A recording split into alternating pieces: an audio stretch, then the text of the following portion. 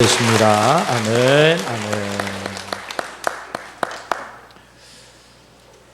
철학을 가르치신 한승홍 교수님께서 신학대학에 들어갔을 때 저희에게 철학을 가르치셨습니다.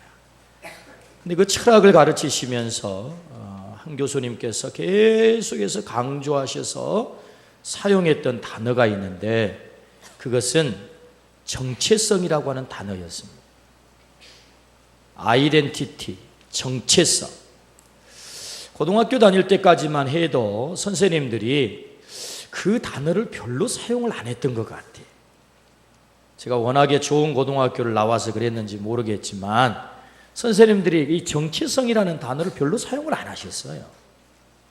그러니까 대학에 입학을 하자마자 계속해서 이 교수님은 무슨 강의를 시작할 때마다 뭔 얘기를 할 때마다 늘 정체성의 얘기를 하셨습니다. 정체성이 중요하다. 정체성의 정체가 도대체 뭐냐? 정체성이 궁금해졌어요. 정체성은 사전적 의미는 어떤 것의 본질, 성질, 어떤 존재의 개념, 그게 정체성입니다. 그러니까 우리에게 정체성이 중요한데 내가 누구냐라는 거죠. 내가 누구냐? 우리는 그리스도인이다. 이게 정체성입니다. 하나님의 자녀다. 그래서 교수님께서 당신들은 하나님의 자녀입니다. 당신들은 그리스도인입니다. 그러므로 당신들은 신학도입니다. 그러므로 신학도답게 살아야 합니다. 이걸 자꾸 얘기하시는 거예요. 이 정체성이 참 중요합니다. 내가 누구인가에 대한 정체성을 알게 되면 내 삶이 결정되기 때문에 그렇습니다. 이 정체성이라는 말을 하다 보면 꼭 떠오르는 동화가 하나 있습니다. 그것은 안데르센이라고 하는 작가에 의해서 쓰여진 미운 오리새끼라고 하는 동화입니다. 이미 우리는 유치원 시절에 다 이걸 통달한 사람들입니다. 여러분, 미운 오리새끼 얘기가 뭡니까? 미운 오리새끼가 있었다는 거예요. 오리 알 속에 같이 섞여 있다가 부화를 했는데 태어날 때부터 이상하게 생긴 놈이 하나 딱 나온 것입니다. 그래서 이 오리새끼들이 계속 왕따를 시키는 거예요. 너는 왜 우리와 다르냐? 너 이상하게 생겼다. 이 못생긴 놈 해가면서 계속 구박을 하는 것입니다. 그래서 이 오리새끼가 더 이상 함께 지낼 수가 없어서 결국 그 무리에서 외톨이가 되어서 떨어져 나오게 되죠. 그래서 가는 곳마다 구박을 받습니다. 뭔 있는 자리마다 사고를 칩니다. 사실 자기가 사고를 치지 않았는데 덤태기를 쓰는 거죠. 그래서 너 때문에 뭐 이런 사고가 발생했다 해가지고 가는 곳마다 미움을 받고 환영을 받지 못합니다. 근데 어느 날 이 미운 오리새끼가 하늘을 아름답게 기가 막히게 비상하는 백조무리를 보게 됩니다. 와, 멋있다. 저렇게 하늘을 멋지게 날다니 보니까 자기랑 비슷한 거예요. 호숫가에 이렇게 내려앉아가지고 노는 이 고고한 백조의 모습을 보니까 너무너무 기가 막힌데 자기랑 비슷한 거예요. 아, 내가 미운 오리새끼가 아니었구나. 내가 백조였구나. 고고한 창공을 훨훨 아름답게 날 수 있는 백조였구나. 자의식이 생기기 시작한 거죠. 내가 누구냐?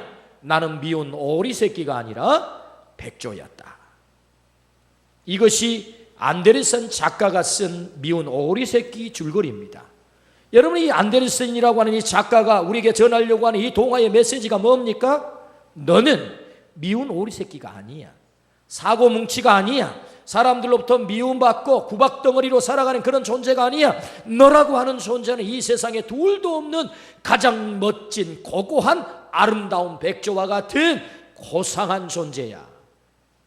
이 이야기를 전하려고 하는 것이 이 동화 작가의 의도 아닙니까?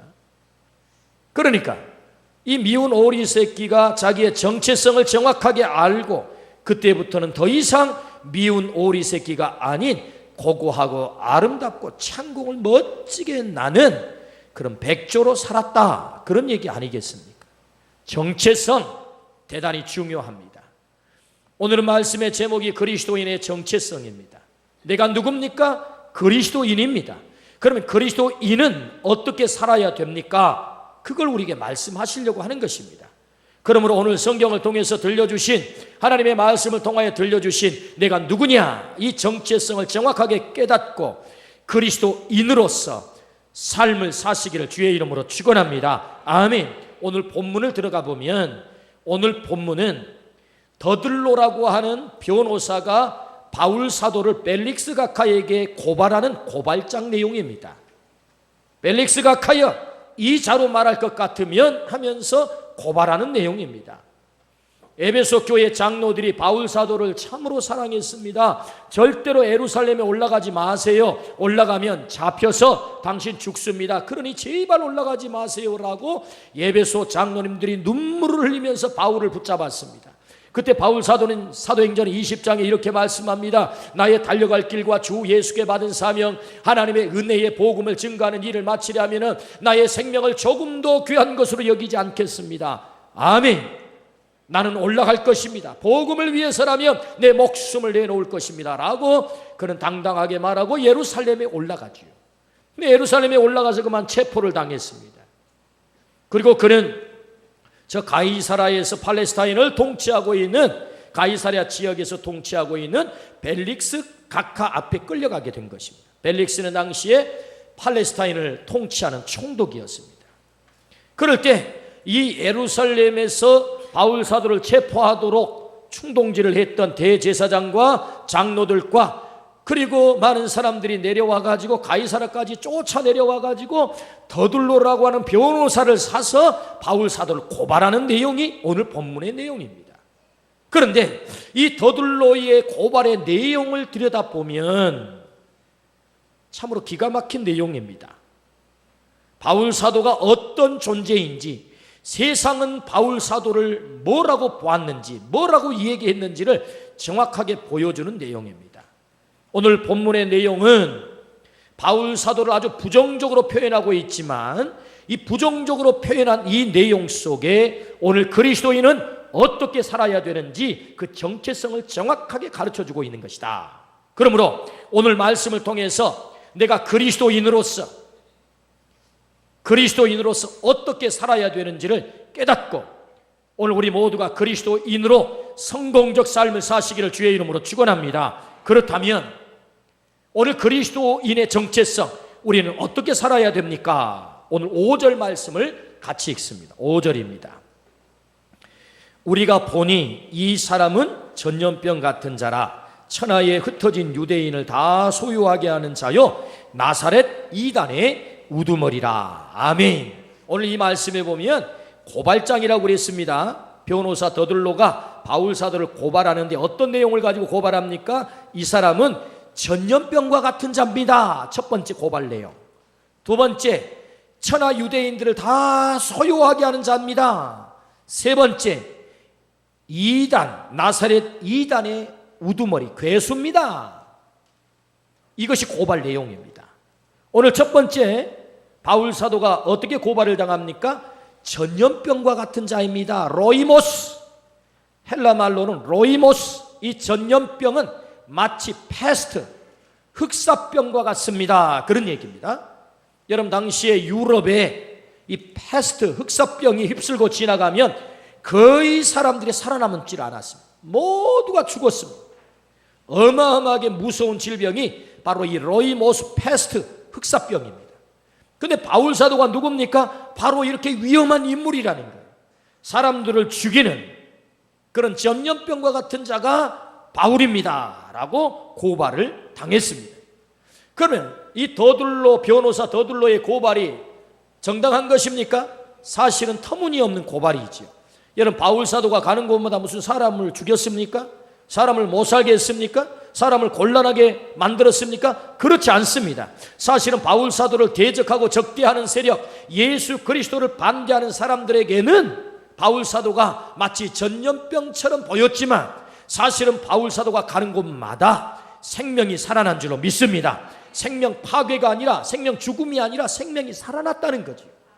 그러니까 사실 더둘로의 이 고발은 터무니없지만 이 더둘로의 고발 내용을 들여다보면 바울 사도가 당시의 세상 사람들로부터 어떻게 평가를 받았는가, 이 그리스도인에 대한 평가가 정확하게 나온다는 거예요.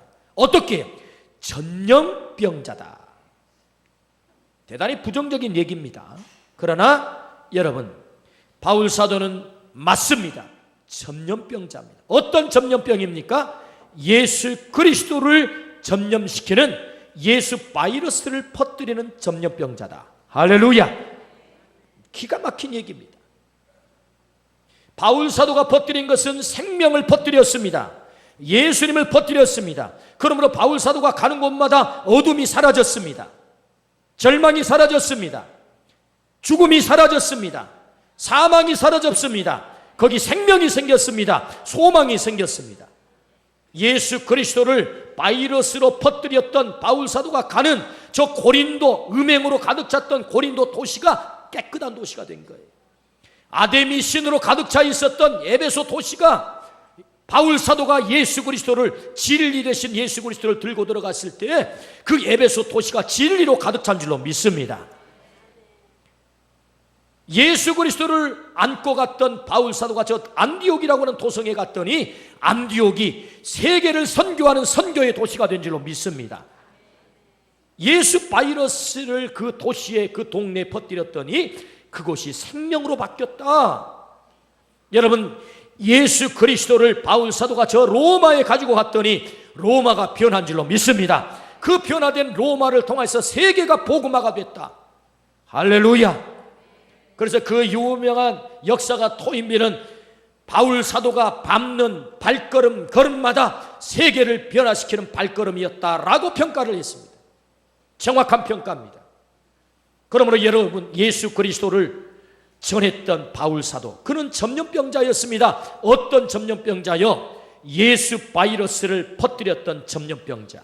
그리스도인은 누굽니까? 예수 그리스도를 퍼뜨리는 전염병자로 살아야 될 줄로 믿습니다. 이 세상이 어둠으로 뒤덮여 있습니다. 죽음으로 뒤덮여 있습니다. 단식으로 뒤덮여 있습니다. 살지 못하겠다고, 살 수 없다고 고통 가운데 뒤덮여 있습니다. 이 어둠으로 뒤덮여 있는 이 땅에 생명 되시고 소망 되신 예수 그리스도 바이러스를 이 세상에 점령시킬 자가 오늘 우리 그리스도인인 줄로 믿습니다. 아멘. 주님은 우리가 이렇게 살기를 원하세요. 너는 세상에 예수님을 전하는 전염병자가 되어야 되겠다. 오늘 우리 모두가 이 영광스러운 그리스도인의 사명을 감당하기를 주의 이름으로 축원합니다. 우리를 불러주심은 바로 이 영광스러운 사명, 세상을 예수 바이러스로 변화시켜라. 할렐루야. 우리를 힘들게 하는 것은 일이 많기 때문이 아닙니다. 아무리 일이 많고 잠을 자지 않고 일을 해도 기분 좋을 때가 있고 힘들지 않을 때가 있습니다. 그것은 우리의 목적이 분명할 때, 우리의 사명이 분명할 때, 생명을 살릴 때는 아무리 일이 많아도 기쁜 것입니다. 즐거운 것입니다. 거기 보람이 있는 것입니다. 그러므로 여러분, 예수님을 전념시키는 것은 우리의 존재 목적이고, 예수님을 전념시키는 것은 위대한 사명이고, 예수님을 전념시키는 것은 생명을 살리는 일인 줄로 믿습니다. 우리는 세상으로부터 예수 전념자라 소리를 들어야 합니다. 당신은 전염병자다, 예수님을 점령시키는 자다, 이런 소리를 들어야 된다는 거죠. 세상은 예수님을 만나야 거기 소망이 있는 줄로 믿습니다. 예수님이 진정한 우리의 소망입니다. 현역 축구선수 가운데, 우리나라 현역 축구선수 가운데 아마 가장 위대한 축구선수는 박지성 선수일 것입니다. 세계 빅리그, 축구계의 빅리그 하면 영국, 스페인, 그리고 이탈리아를 빅리그라고 합니다. 그 빅리그 영국의 가장 유명한 팀이 맨체스터 유나이티드입니다. 거기서 무려 7년 동안 여러분 축구선수 생활을 했으니까 얼마나 유명해요. 기자가 이 박지성 선수에게 물었습니다. 당신의 인생을 이렇게 바꿔놓은 것이 무엇입니까? 라고 질문했을 때 이 박지성 선수 대답, 예, 저는 히딩크 감독을 만난 것입니다. 그렇게 대답을 했다네요. 히딩크 감독을 만난 것이 내 인생의 가장 중요한 변화의 사건이었습니다. 여러분, 축구 선수가 감독 하나 제대로 만나면 바뀌는 것입니다. 변화되는 것입니다. 그의 인생이 달라지는 것입니다. 오늘 우리의 인생에 정말 만나야 될 분이 계십니다. 예수 그리스도인 줄로 믿습니다. 예수 그리스도가 소망입니다. 예수 그리스도를 제대로 만난 사람마다 그 인생의 진정한 의미와 가치와 그 인생의 진정한 성공이 찾아왔다. 할렐루야. 저는 생각할 때마다 섬찟한, 이 목줄기가 송골하게 섬찟한 일이 있습니다. 그것이 무엇입니까? 그것은 저희 아버지가 예수님을 만나지 못하고 그 타락한 모습 그대로 가지고 살다가 제가 그 영향력 아래 지내다가 살았더라면 어떻게 됐을까를 생각하면 아직도 아주 섬찟합니다. 저희 큰형님은 변화되지 못한 저희 아버님 영향 아래 성장을 했습니다. 그리고 그 변화되지 못한 아버지를 절대로 닮지 않겠다라고 각오를 수없이 했지만 결국 그 아버지를 닮아서 그렇게 술을 좋아하시고 술을 잡수시다가 술림과 함께 45 나이에 이 땅을 떠났습니다. 강경화가 걸려서 당신 술 먹으면 죽습니다 라고 선고를 했음에도 불구하고 그 술을 끊지 못하고 결국 술로 죽었습니다. 관상을 좀 보는 사람들이 제 얼굴을 딱 들여다보고 하는 말이 그 술을 굉장히 잘 마시게 생겼습니다 라고 말을 합니다.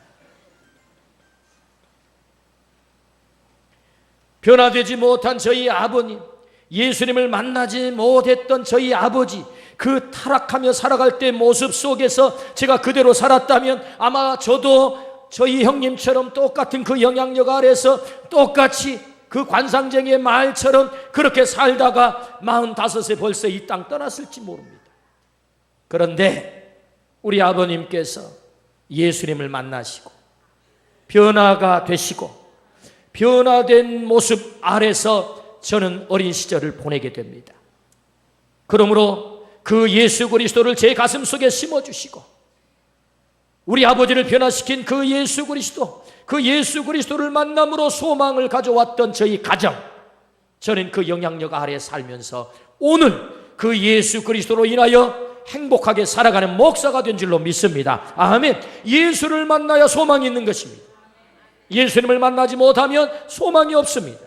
그러므로 여러분, 바울 사도는 그 예수 그리스도를 점령시키는 점령병자가 되었다. 얼마나 영광스러운 이름입니까? 예수 그리스도를 만나는 문화가 바뀌었습니다.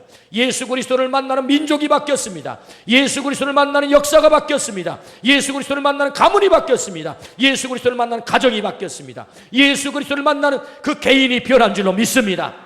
예수 그리스도 바이러스를 점령할 때 그 점령하는 곳마다 변화가 일어났다. 바울 사도는 바로 그 점령병자와 같았다. 할렐루야. 1885년 이 땅에 4월 5일 날 발을 디뎠던 언더우드 목사님, 그는 이 땅에 처음 들어와서 하나님 앞에 이렇게 기도를 했습니다. 오 주여, 지금은 아무것도 보이지 않습니다. 주님의 마르고 가난한 땅, 나무 한 그루 시원하게 자라오르지 못하는 땅에 저희를 옮겨와 심으셨습니다. 그 넓고 넓은 태평양을 어떻게 건너왔는지 생각하면 기적입니다. 지금은 아무것도 보이지 않습니다. 보이는 것은 고집스럽게 얼룩진 어두움뿐입니다. 어둠과 가난과 못된 관습에 묶여있는 조선 사람뿐입니다. 그들은 왜 묶여있는지도 고통이라는 것도 모르고 있습니다. 고통을 고통인 줄 모르는 자에게 고통을 벗겨주겠다고 하면 의심부터 하고 화부터 냅니다. 조선 남자들의 속셈이 보이지 않습니다. 이 나라의 조정의 내심도 보이지 않습니다. 가마를 타고 다니는 여자들을 영영 못 볼 기회가 없으면 어찌하나 염려가 됩니다.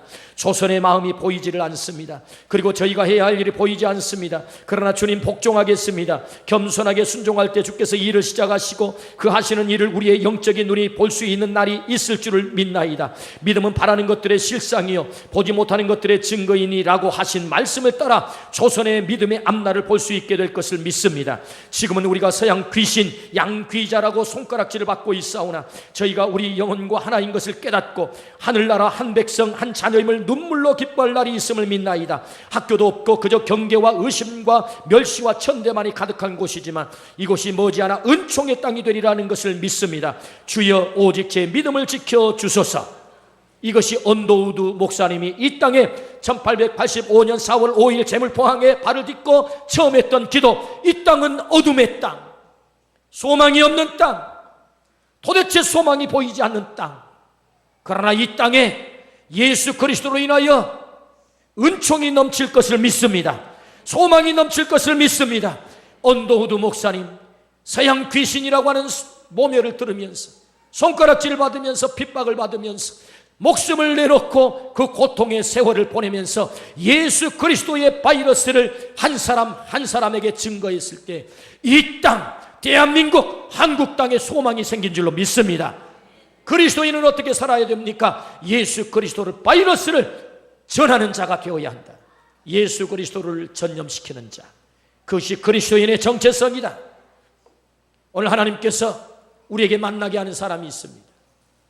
아직도 예수 그리스도를 알지 못한 그 사람에게 오늘날을 보게 하시고 만나게 하시고 그 가정에, 그 가문에, 그 일터에, 그 동네에, 그 도시에 나를 살게 하신 이유, 그것은 나로 하여금 예수 바이러스를 그들에게 퍼뜨리라, 이 사명이 주어진 줄로 믿습니다. 아멘. 그러므로 그리스도인은 어떻게 살아야 됩니까? 전염병, 로이모스, 이 세상에 예수 그리스도를 퍼뜨리는 전염병자처럼 살아야 한다. 바울 사도가 그렇게 살았다라고 말씀하십니다. 우리 모두가 그렇게 사시기를 주의 이름으로 축원합니다. 아멘. 두 번째 그리스도인은 누구입니까?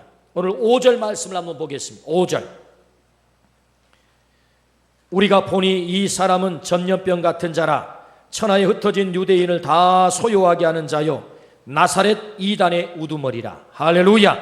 두 번째 오늘 말씀은 기록합니다. 천하 유대인들을 소욕케 하는 자. 이 말을 정리해 보면 세상을 뒤집어 엎는 자, 세상을 뒤집어 엎는 자, 그가 바울 사도다, 그가 그리스도인이다 라고 말씀을 하십니다. 우리의 마땅한 사명, 우리의 정체성은 세상을 뒤집어 엎는 자다, 그렇게 말씀을 하세요. 예수님이 이 땅에 오신 이유가 있습니다.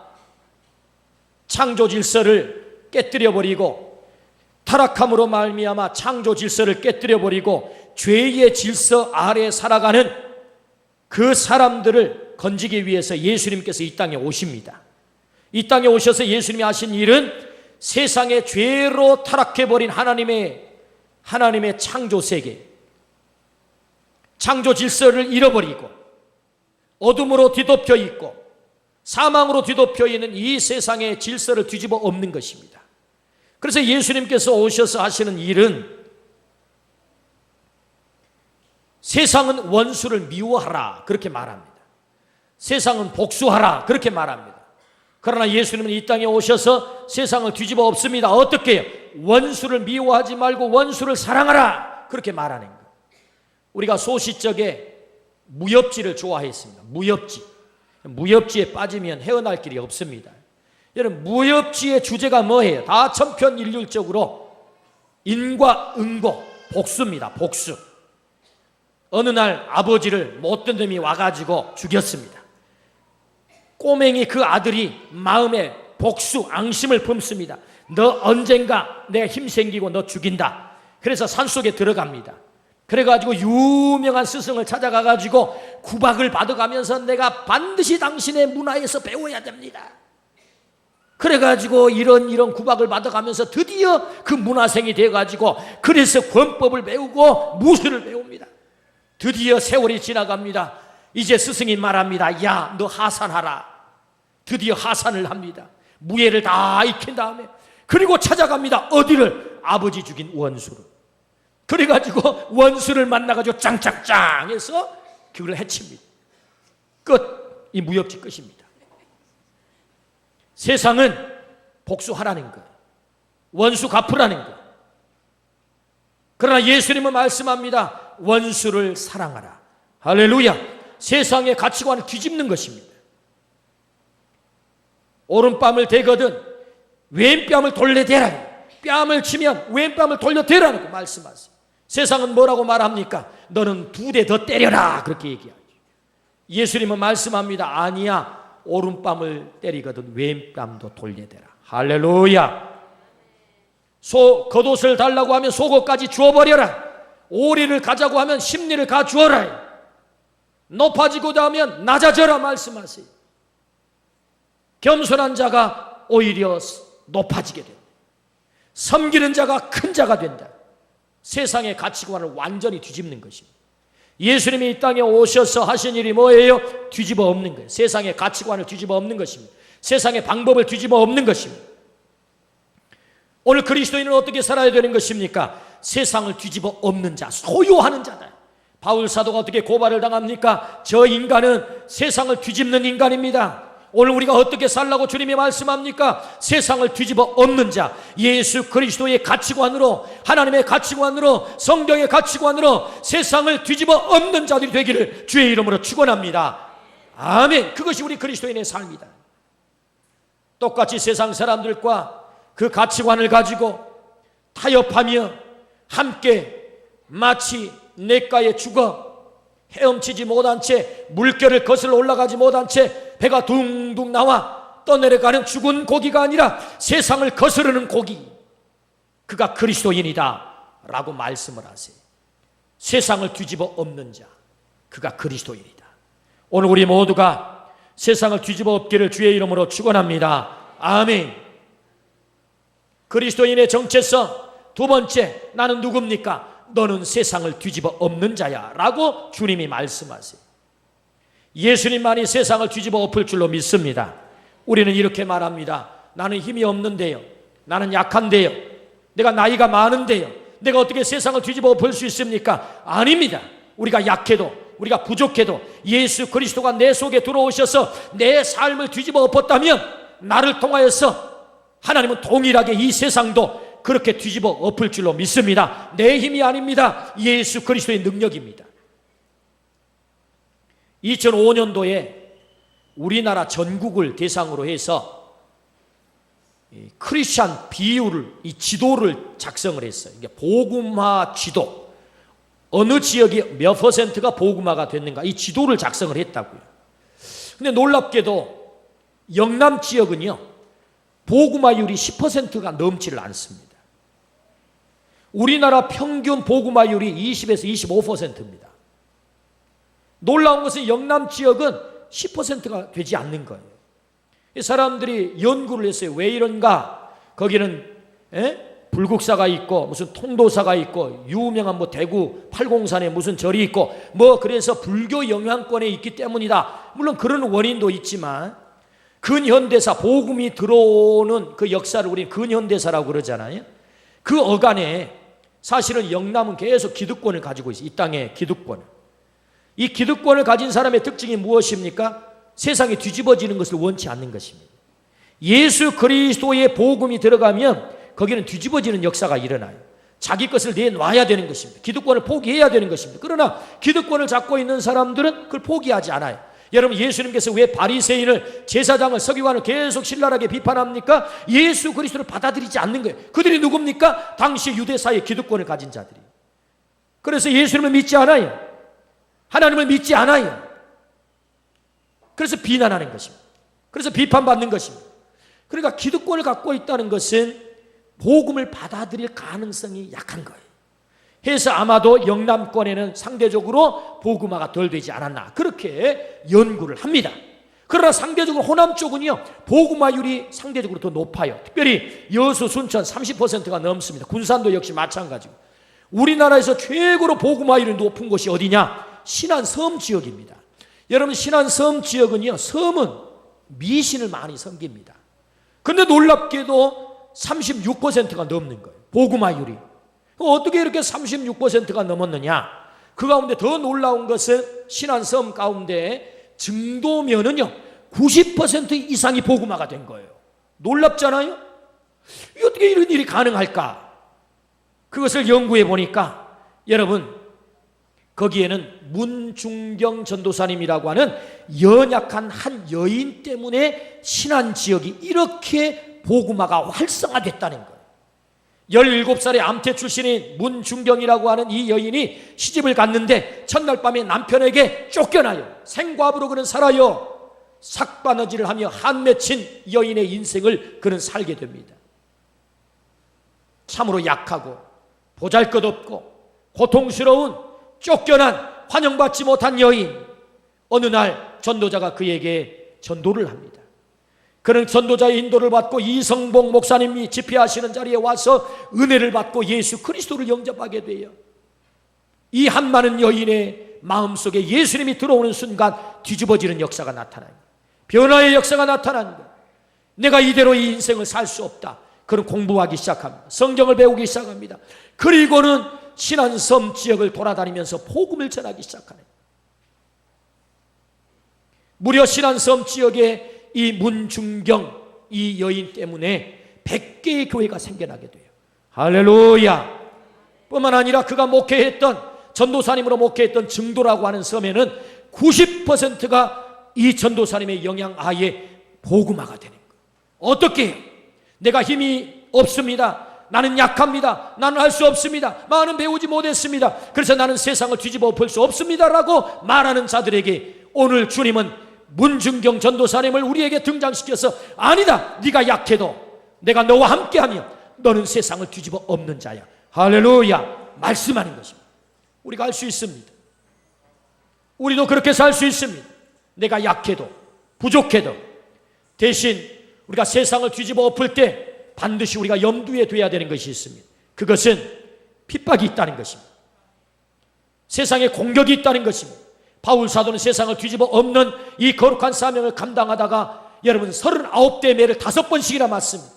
태장으로 3번을 맞습니다. 감옥에 갇힙니다. 돌에 맞아 죽을 뻔했습니다. 강물의 위험, 동족의 위험, 이방의 위험, 어마어마한 고통을 그가 감내해야만 합니다.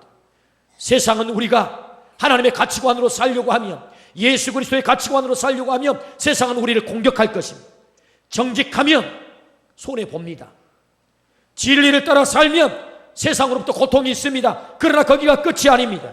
바울 사도는 마침내 고통이 있었지만, 감옥도 갔지만, 얻어맞았지만 마침내 하나님께서 그의 손을 높이 들려서 영광의 면류관을 씌워준 줄로 믿습니다. 하나님이 승리하게 하신 거죠.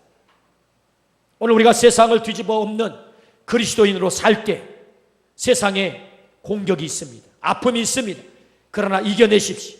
반드시 예수 그리스도가 우리와 함께 하셔서 승리하게 하실 줄로 믿습니다. 아멘. 대신 우리는 지혜롭게 이 땅을 변화시켜야 합니다. 우리 주님이 제자들을 파송하시면서 너희는 뱀같이 지혜롭고 비둘기같이 순결하라 말씀하셨어요. 그러므로 세상을 뒤집어 엎을 때 여러분 내 고집대로 내 방법대로가 아닙니다. 주님의 방법대로 지혜롭게 이 세상을 변화시켜야 될 줄로 믿습니다. 아멘. 주님은 우리를 그리스도인 되게 하셨습니다. 그리스도인은 어떻게 살아야 합니까? 그리스도인은 예수 그리스도의 바이러스를 세상에 전염시키는 자이다. 세상이 예수님을 만나야 소망이 있습니다. 그 사람이 소망이 있으려면 예수님을 만나야 합니다. 그러므로 여러분, 오늘 우리를 그리스도인 삼으신 주님의 목적이 어디 있습니까? 너는 세상에 예수님을 전하는, 예수님 바이러스를 전하는 자가 되라 라고 말씀하셨어요. 뿐만 아니라 예수 그리스도로 세상을 뒤집어 엎는 자가 되라. 오늘 우리 모두가 우리가 처한 삶의 자리에서 예수 그리스도로 세상을 뒤집어 엎는 자가 되기를 주의 이름으로 축원합니다. 아멘. 기도하십시다.